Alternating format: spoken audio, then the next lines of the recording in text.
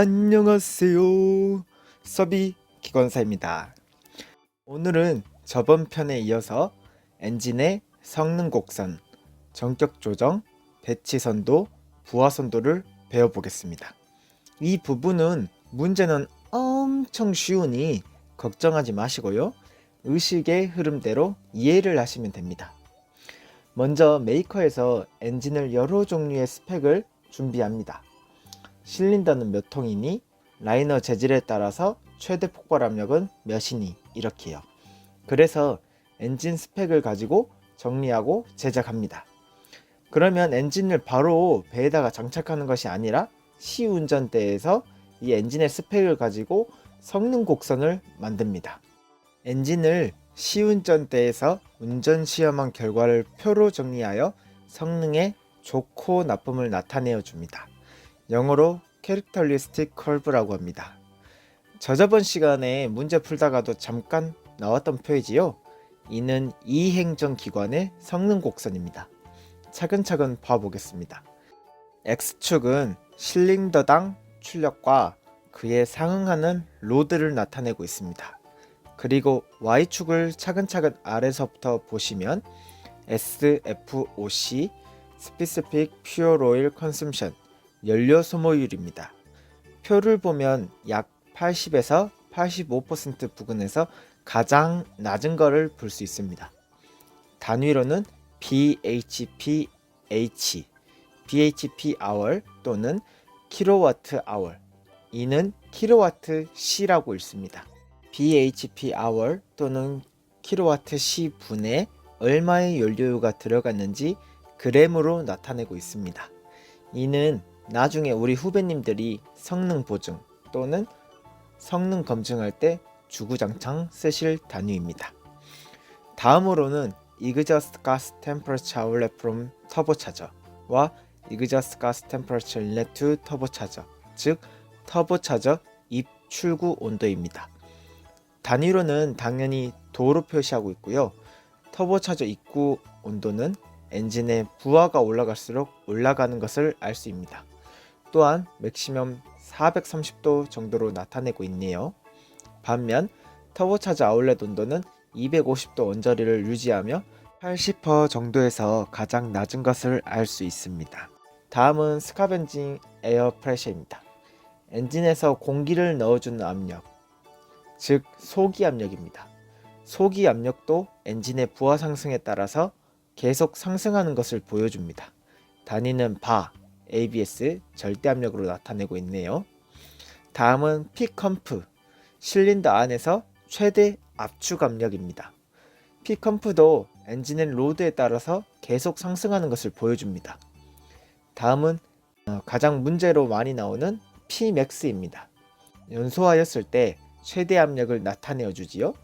그러면 엔진의 부하 상승에 따라 계속 올라가야 하는데 왜 85%에서 일정하게 유지하는 것을 볼 수 있습니다. 이는 면접 문제에서 자주 묻는 질문입니다.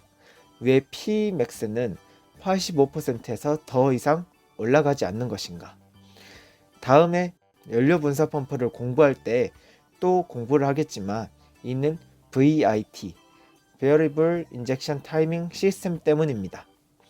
이는 분사 시기를 조절함으로써 완전 연소를 유도하여 주는 장치입니다. 완전 연소를 하면 무엇이 좋아지냐? 연료 소모량이 감소를 유도하고 출력을 상승시키고 배기가스의 온도는 낮아져서 연비 개선의 효과를 얻어낼 수 있습니다. VIT에 대해서는 연료 분사 펌프 편에서 더욱 자세히 다루겠습니다. 다만 85%까지는 VIT가 작동하여 Pmax를 상승시키고 85%부터는 Pmax를 유지하여 줍니다. 여기서 85%의 의미는 MCR, Maximum Continuous Rating 최대 출력의 85%, 즉 NCR의 출력, 기관이 경제적으로 연속적으로 운항할 수 있는 지점을 말합니다. 간단히 설명하면 출력이 완전하고 최대한으로 연료 소모량을 줄일 수 있는 지점, 그래서 이 지점을 브레이킹 포인트라고 합니다. 또한 Pmax를 더 올리지 않는 이유는 엔진의 내구성에도 관련이 있습니다. 압력이 상승할수록 엔진에 더 강력한 내구성의 재료를 써야 하는데 이는 곧 돈과 기술에 연관이 있기에 똑똑한 설계자분들이 적절하게 Pmax를 조절해 놨다고 생각할 수도 있습니다. 그 위로는 MEP, Mean Effective Pressure, 평균 유효 압력이 있습니다. 엔진의 부하가 증가함에 따라 밀어주는 힘이 더 세야 하니 평균 유효 압력은 계속 상승해야겠지요. 그리고 마지막으로 엔진 스피드는 RPM을 의미합니다. 성능 곡선에서 묻는 문제들은 VIT와 85%의 의미만 잘 알아두면 어렵지 않습니다.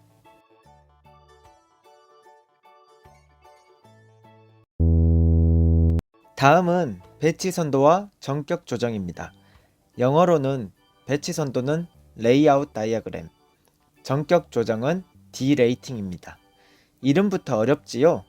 전격은 지정된 조건하에 사용 한도를 말합니다. 그러니 전격 조정은 지정된 조건 하에서 사용 한도를 조정한다는 말이겠지요? 선주가 선박을 발주할 때 요구하는 출력값의 엔진을 구하지 못할 경우 또는 경제적인 이유로 필요한 출력값보다 큰 출력의 기관을 사용하는 경우가 있습니다. 그래서 출력값이 큰 엔진을 출력을 낮추어 사용하는데 이때 이용마력에 최적화시키는 것을 전격 조정이라고 합니다. 전격 조정을 들어가기 전에 먼저 알아야 할 사실이 있습니다. 이것은 선박 엔지니어가 선박에서 조절하는 것이 아니라 선주가 배를 뽑을 때 경제성과 운항성을 생각하여 엔진의 전격 조정을 하는 것입니다. 주체가 다르니 이 점을 잊지 말아주세요. 이제 어디 가서 쉽게 들을 수 없는 심화 과정으로 전격 조정을 설명할게요.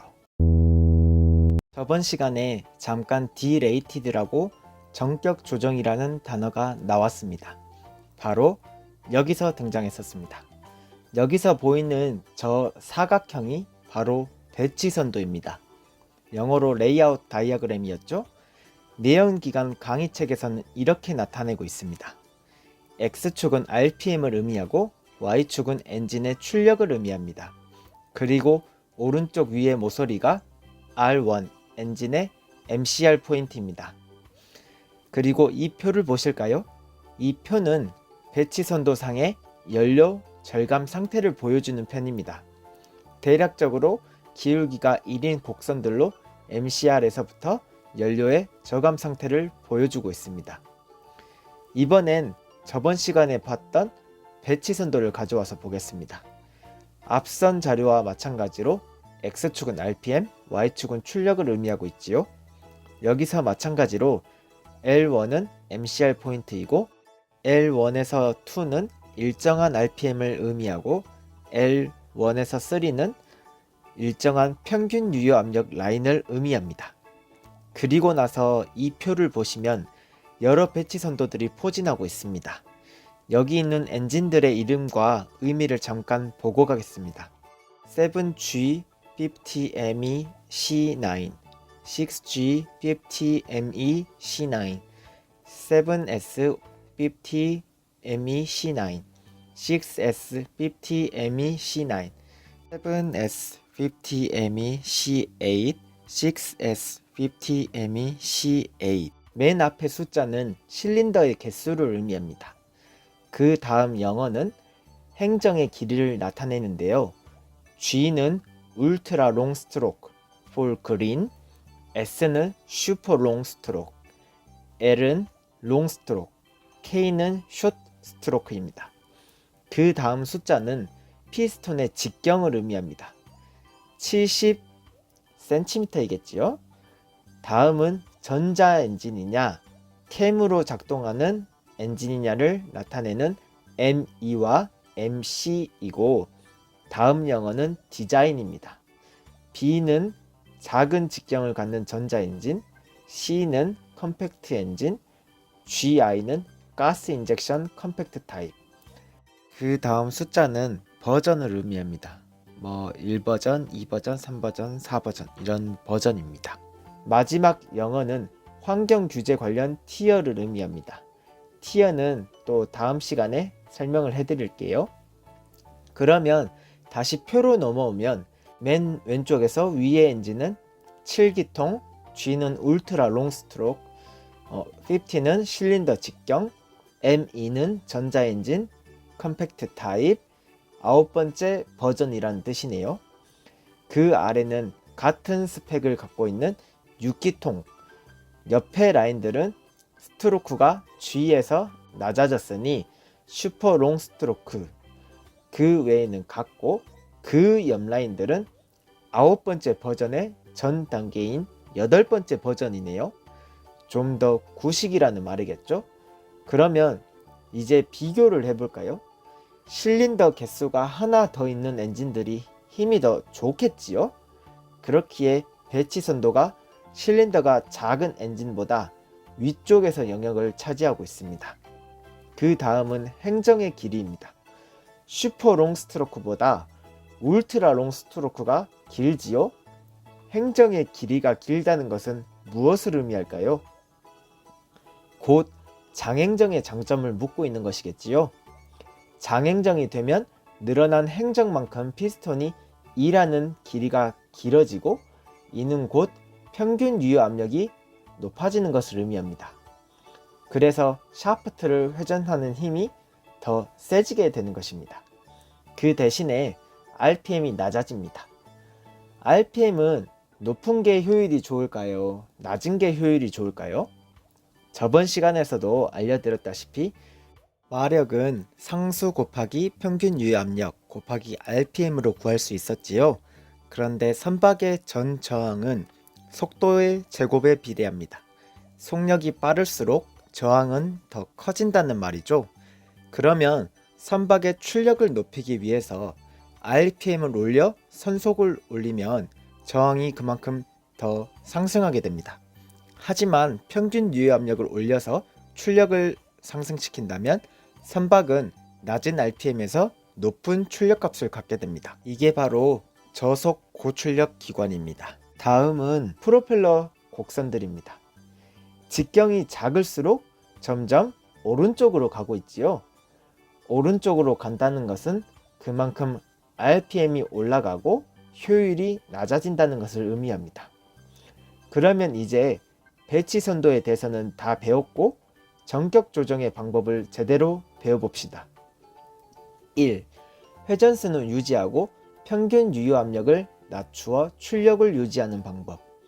이 경우에는 연료 소비율을 낮추는 동시에 유지 관리비가 낮아집니다. 연료 소비율의 감소가 크고 평균 유효 압력과 최고 폭발 압력이 낮아지므로 고장률을 낮추어 유지 관리비가 저감됩니다. 여러분, 그런데 평균 유효 압력을 어떻게 낮출 수 있을까요? 제가 이것에 대해서 엄청 많이 알아봤는데 정말 명쾌하게 설명해 주시는 분을 만나서 이렇게 영상으로도 여러분들에게 설명을 해드릴 수 있습니다. 예전에는 MC 엔진, 즉 기계식 캠으로 밸브들을 작동하는 엔진을 사용할 때는 평균 유효 압력을 조절할 수가 없었습니다. 하지만 요즘의 ME 엔진, 즉 전자엔진은 타이밍과 분사 압력 등을 조정하면서 평균 유효 압력을 조절합니다. MC 엔진을 사용할 때 평균 유효 압력을 낮추려면 어떻게 했을까요? 두구두구두구두구두구두구두구.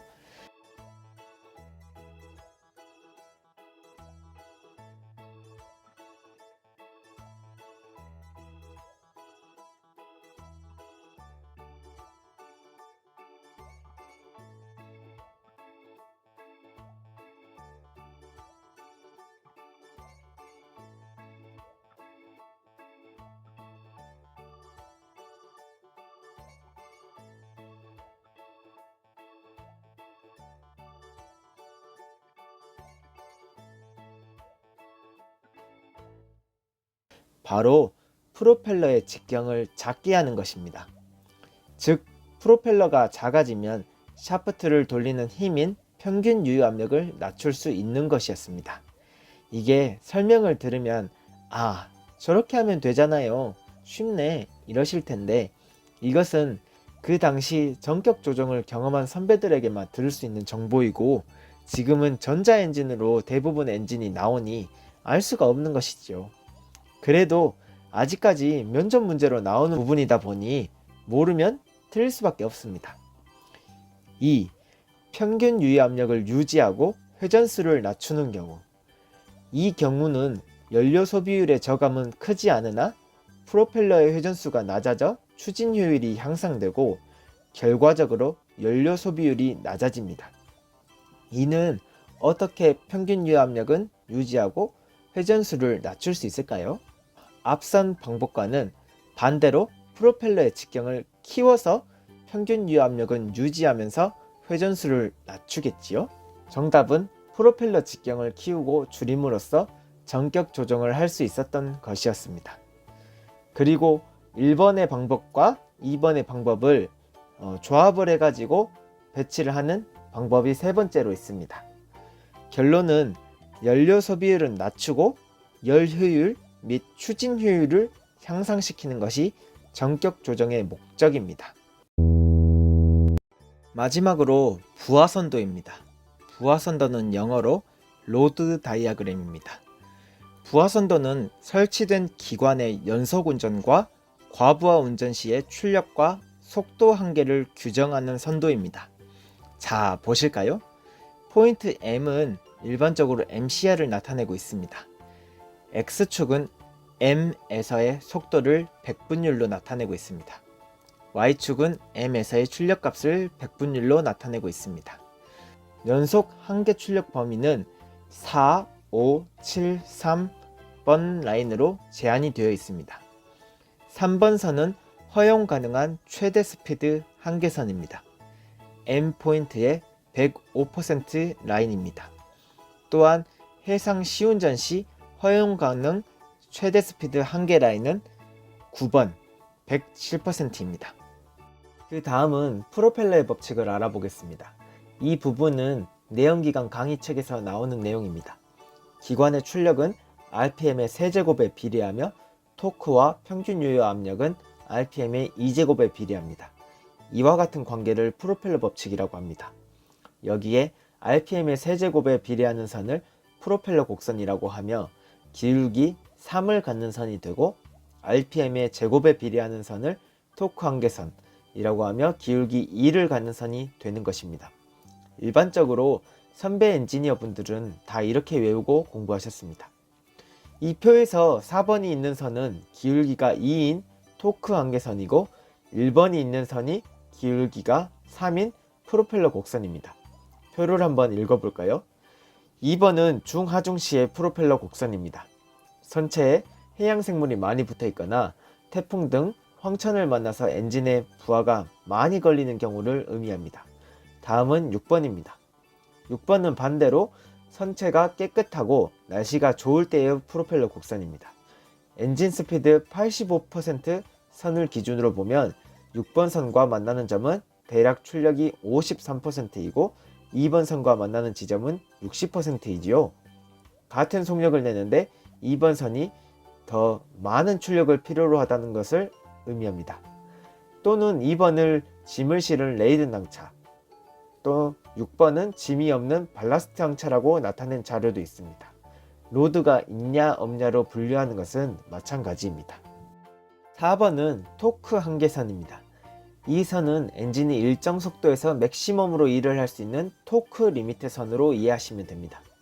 아까 2번 선과 6번 선을 비교할 때 2번 선은 6번 선에 같은 속력을 내려면 출력값이 더 많이 필요하다고 했는데 4번 선 같은 경우에는 더욱이 많은 출력값을 요구하고 있지요. 그래서 이 4번 선과 2번 선 사이를 토크 리치라고 합니다. 토크, 즉 샤프트를 돌리는 모멘트가 리치, 매우 많다는 뜻이겠죠. 선체가 저항을 받는데 같은 속력으로 나아가고 싶을 때, 즉 더 많은 부하를 받는 것을 토크 리치라고 합니다. 이 토크 리치에 걸리면 당연히 프로펠러 곡선 안쪽까지 RPM을 낮추어야 합니다. 이 부분은 면접 문제에서도 자주 나왔던 문제이니 꼭 암기를 하고 계시길 바랍니다. 마지막으로 말씀드리고 싶은 것은 평균 유효 압력, 토크, RPM, 출력값의 관계에 대해서 말하고 싶습니다. 우리는 일단 문제를 맞춰서 점수를 얻어야 하니 책에 있는 대로 외워서 푸시면 됩니다. 하지만 저는 토크와 평균 유압력이 RPM에 제곱 비례한다고 생각하지 않습니다. 마력 계산했던 공식 기억나시나요? 마력 PI는 플랜 나누기 4500인데 실린더 개수를 곱해 주었었죠. 이것이 곧 지시마력이고요. 여기에 기계 효율을 곱해주면 곧 제동마력이 나옵니다. 그런데 이것을 평균 유의 압력만 두고 다 반대로 옮겨주면 평균 유의 압력은 실린더 개수 C, 기계 효율 LAN 분의 4500 P 파워가 되겠네요. 그리고 우리는 토크를 이용해서도 제동마력을 구할 수가 있었었죠. 제동마력은 2파이 곱하기 토크 곱하기 RPM 나누기 4500이었으니 이 자리에 토크를 이용한 마력 공식을 대입하면 평균 유의 압력은 실린더 개수 곱하기 기계효율 곱하기 LA 분의 2파이 곱하기 토크가 남게 됩니다. 이 공식만 봐도 평균 유의 압력은 RPM의 영향을 받지 않는 게 보이시죠? 이 식에서 2파이 L, A, 실린더 상수 C는 전부 고정값이고 기계 효율은 0.8에서 0.9로 고정값이라고 봐도 무방하니 평균 유의 압력이 커지면 토크도 커지는, 즉 2제곱이 아닌 1제곱에 비례한다고 생각할 수 있습니다. 또한 토크와 RPM의 관계는 이런 그래프 관계를 그리는데요. 이것이 y는 x제곱의 형태의 그래프는 아니지요. 그리고 성능 곡선만 봐도 평균 유의 압력이 RPM의 거의 1배수, 즉 비례해서 상승한다는 것을 볼 수 있습니다. 그러니 중요한 것은 우리는 점수를 따야 하니 일단 책에서 나오는 대로 문제를 풀어주더라도 아닌 것은 아닌 걸로 알고 있어야 됩니다. 아셨겠죠? 네, 이제 문제를 풀어봅시다. 성능 곡선에서 알 수 없는 것은 가, 실린더당 출력 및 기관 회전수 알 수 있죠. 나, 소기 압력, 배기 온도 알 수 있고, 압축 압력, 최고 압력 알 수 있고, 기계 효율과 열 효율은 알 수 없었죠. 정답은 아. 다음 문제. 주기관의 성능 곡선으로 알 수 없는 것, 가, 연료 소비율 알 수 있고요. 나, 전달 마력 알 수 없죠. 4. 과급기의 회전수. 과급기의 회전수는 저희가 공부한 성능 곡선에서 나오지 않았지만 다른 성능 곡선에서는 나오는 경우가 많습니다. 아, 압축 압력 나오지요? 그래서 정답은 나입니다. 네, 다음 문제. 정말 쉬운 문제지요? 다음 선도의 명칭은 무엇이죠? 성능 곡선, 캐릭터리스틱 커브. 정답은 가. 네, 다음 문제를 풀어봅시다. 성능 곡선에 대한 설명으로 옳지 않은 것. 가, 연료 소모율은 4분의 3 부하에서 가장 낮다. 85%에서 가장 낮지요? 맞습니다. 나, VIT가 설치되어 있는 기관이다. Pmax가 85%에서 일정하게 유지되고 있는 걸 보니 VIT가 설치되어 있는 기관입니다. 4. MCR로 운전 시 과급기의 입출구 온도 차이는 약 225도이다. MCR은 100%이죠. 100%에서 배기가스 온도 인렛은 약 430도. 이그저스트 배기가스 아울렛 온도는 약 250도. 그러면 빼면 약 180도 정도 차이가 나네요. 그래서 4가 틀린 것 같고 R는 4분의 3 부하에서 운전 시 Pmax와 Pcomf는 약 130바랑 95바 맞네요. 대충 그 정도 나오고 있습니다. 그래서 정답은 4입니다. 네, 다음 문제. 전격 조정을 하는 목적이 아닌 것은 가, 평균 유효 압력의 상승. 평균 유효 압력의 상승이 아니죠. 나, 연료 소비율의 저감 맞습니다. 4. 추진 효율 향상 맞습니다. 부분 부하에서 열 효율 증대 맞습니다. 정답은 가. 다음 문제. 전격 조정에 대한 설명으로 옳지 않은 것은 가, 최고 폭발 압력이 낮추어져 고정률이 낮아진다. 맞습니다. 1번 방법이었죠. 나, 부분 부하에서의 열 효율을 향상시키기 위해 전격 조정을 한다. 네, 맞습니다. 특히 높은 부하에서 열 효율을 향상시키기 위해 하는 방법이었죠. 4. 전격 조정 방법은 최고 폭발 압력 Pmax와 평균 유효 압력 P와의 비를 감소시키는 것이다. 이건 무슨 말도 안 되는 뚱딴지 같은 소리죠. 일단 4가 아닌 것을 저희는 확실히 알 수 있죠. 전격 조정 방법은 총 3가지였는데 하나는 평균 유효 압력을 낮추는 방법, 하나는 회전수를 낮추는 방법이었죠. 아, 연료 소비를 낮출 수 있다. 제일 궁극적인 목표이죠. 정답은 4. 다음 문제. 부하선도의 구성 요소가 아닌 것은? 부하선도를 묻고 있죠. 가. 기관의 회전수 X축이죠. 나. 기관의 출력 Y축. 4. 평균 유효 압력 기울기가 1인 직선이었죠. 맞고. 연료 소비율. 연료 소비율은 부하선도에서 나오지 않고 있죠. 정답은 다음 문제. 부하선도에서 가장 안전하게 운전 중인 경우는? 저희는 이걸 보면 딱 바로 알아야 되죠. 3번이죠. 3번이 중부하에서 프로펠러 곡선이었잖아요. 그 더 좋은 거는 뭐 경 프로펠러 곡선에서 운전하는 건데 나머지는 다 한계선 밖에서 운전하고 있으니 정답은 4. 다음 문제. 부하선도 기관의 운전점이 A에서 B로 이동하는 경우 대한 설명으로 옳지 않은 것은? A에서 B로 이동했다는 것은 부하가 증가했다는 말이죠. 가. 선박의 진행 방향과 반대 방향으로 조류가 흐르고 있어 부하가 증가했다. 맞고요. 나. 선체 표면에 해양 생물들이 많이 부착되어 있어 부하가 증가한 경우죠. 맞습니다. 4. 수심이 얕은 해역을 항해하고 있다.